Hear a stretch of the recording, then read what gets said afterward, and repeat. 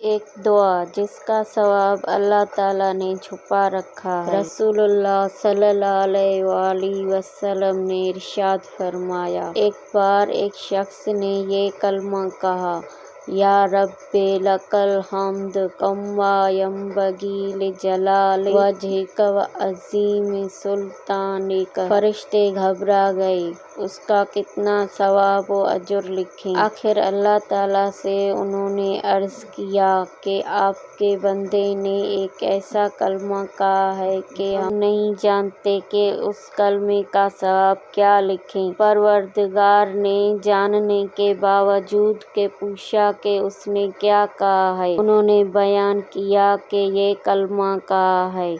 اللہ تعالیٰ نے فرمایا، تم اس مذکورہ کلمے کو اسی طرح لکھ لو، میں اسے اپنے ملاقات کے وقت قیامت کے دن اس کا اجر خود دوں گا۔